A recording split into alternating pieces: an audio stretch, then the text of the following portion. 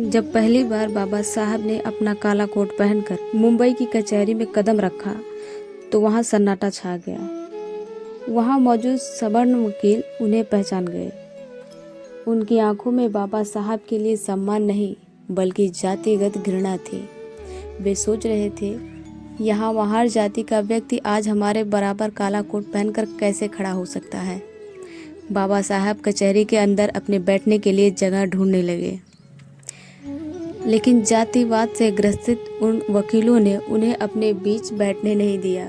तभी एक अहंकारी वकील ने बाबा साहब पर तंज कसते हुए कहा, अरे बैरिस्टर, तुम तो इतने पढ़े लिखे विद्वान हो, तुम्हें हमारे बीच इस कचहरी में बैठने की क्या ज़रूरत। तुम तो बाहर सड़क किनारे भी अपना बोरा बिछा लोगे तो भी तुम्हारी दुकान चल पड़ेगी।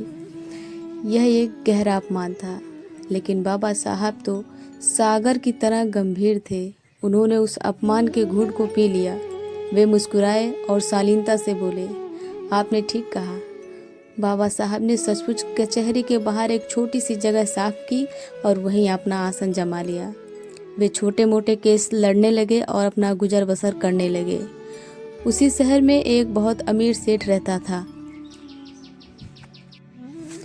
उस सेठ का एक इकलौता बेटा था जिस पर हत्या का आरोप लगा था और निचली अदालत ने उसे फांसी की सजा सुना दी थी। सेठ और सेठानी पर दुखों का पहाड़ टूट पड़ा। सेठ ने मुंबई का कोई ऐसा नामी गिरामी वकील नहीं छोड़ा जिसके दरवाजे पर वह न गया हो।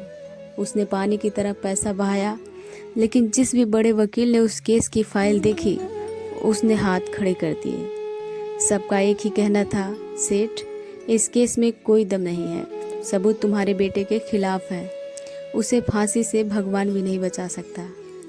हताश और निराश होकर सेठ वकीलों की खाक छानता हुआ उसी कचहरी में पहुंचा। उसकी आंखों में आंसू थे और हाथ में बेटे की फाइल। तभी उसी अहंकारी वकील ने, जिसने बाबा साहब का मजाक उड़ाया था, सेठ को देखा। उसने फिर एक क्रूर मजाक किया। उसने सेठ से कहा, अरे सेठ, तुम यहाँ क्यों भटक रहे हो? तुम्हारे बेटे का केस तो बस एक ही आदमी लड़ सकता है।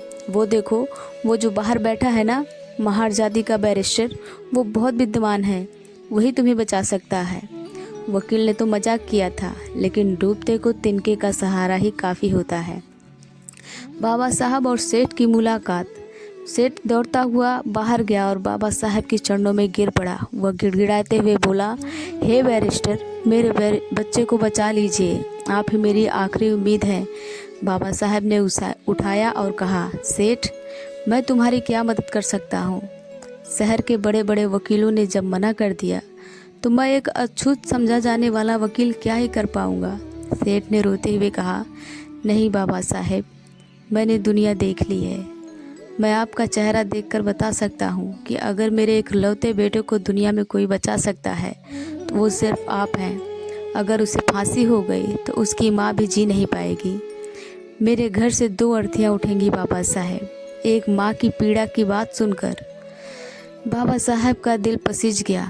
उन्हें अपनी माँ भीमा बाई की सीख याद आई कि किसी निर्दोष की जान बचाने के लिए अगर संघर्ष भी करना पड़े तो पीछे मत हटना।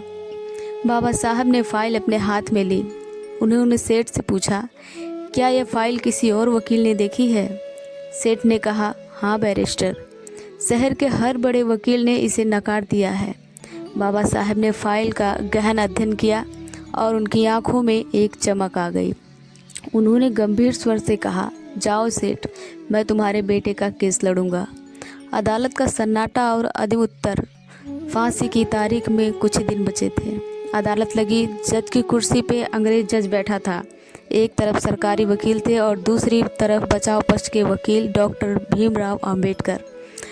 अदालत भरी हुई थी। वे सभी बड़े वकील भी वहां मौजूद थे, जो यह देखने आए थे कि यह बाहर बैठने वाला वकील अब क्या तमाशा करेगा। जब बहस का समय आया तो जज ने बाबा साहब से पूछा, मिस्टर अंबेडकर, क्या आप अपने मुवक्किल के बचाव में कोई दलील पेश करना चाहते हैं? पूरी अदालत को उम्मीद थी कि बाबा साहब लंबी चौड़ी बहस करेंगे, लेकिन बाबा साहब ने जो कहा उसने सबको चौंका दिया। बाबा साहब शांत स्वर में बोले, नहीं योर ऑनर, मुझे कोई दलील नहीं देनी, आप अपना फैसला सुनाइए। सेठ का दिल बैठ गया। वह सोचने लगा कि बैरिस्टर ने तो मुझे धोखा दे दिया, ये तो लड़ ही नहीं रहे हैं। जज भी हैरान थे, लेकिन उन्होंने पुरानी दलीलों के आधार पर अपना फैसला सुनाना शुरू किया। जज ने कहा, तमाम गवाहों और सबूतों को मद्देनज़र रखते हुए यह अदालत आरोपी को दोषी करार देती है और उसे टू बी हैंड फांसी पर लटकाने की सज़ा सुनाई जाती है। जैसे ही जज ने यह कहा, पुलिस वाले उस लड़के को ले जाने लगे। अचानक बाबा साहब अपनी जगह पर खड़े हो गए। उनकी गूंजती हुई आवाज़ ने अदालत के सन्नाटे को चीर दिया। बाबा साहब बोले, ठहरिए योर ऑनर, बस इतना ही। जज ने झल्ला कर पूछा, क्या मतलब है आपका मिस्टर अम्बेडकर? बाबा साहब ने कानून की किताब की तरफ इशारा करते हुए बोला, एक अद्भुत तर्क दिया। उन्होंने कहा, योर ऑनर, आपने मेरे मुवक्किल को सज़ा सुनाई है, टू बी हैंड, यानी फांसी पर लटकाया जाए। मुझे यह सज़ा मंजूर है, आप इसे अभी फांसी पर लटका दीजिए।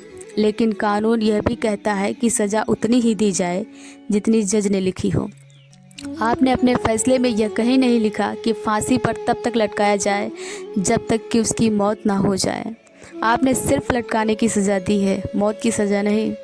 बाबा साहब का यह तर्क सुनते ही पूरी अदालत में सन्नाटा छा गया। जज अबाक रह गए। वे कानून के इतने बड़े जानकार थे, लेकिन एक भारतीय बैरिस्टर ने अंग्रेजी कानून की कोई बारीकी से मात दे दी थी। यह तर्क अकाट्य था। अगर सिर्फ लटकाया जाता तो कुछ देर बाद उसे उतारना पड़ता और उसकी जान बच जाती। अंत में वह अंग्रेज जज भी बाबा साहब के इस अद्भुत निधा का लोहा मान गया। तकनीकी आधार पर उस लड़के की कोई फांसी की सज़ा रद्द कर दी गई। जो वकील बाबा साहब का मजाक उड़ा रहे थे, उनके सर शर्म से झुक गए। उस दिन मुंबई की कचहरी ने मान लिया कि बाहर चबूतरे पर बैठने वाला वह व्यक्ति ज्ञान में उनसे कई गुना ऊंचा है। बाबा साहब ने उस सेठ के बेटे को मौत के मुंह से बाहर खींच लिया और उसे उसकी मां के पास ले जाकर कहा, संभालो अपना बेटा। दोस्तों, ऐसे थे हमारे बाबा साहब। उन्होंने जीवन भर अपमान सहा, लेकिन अपने ज्ञान का इस्तेमाल हमेशा शोषितों, वंचितों और ज़रूरतमंदों को न्याय दिलाने के लिए किया। उनकी यह कहानी हमें सिखाती है कि शिक्षा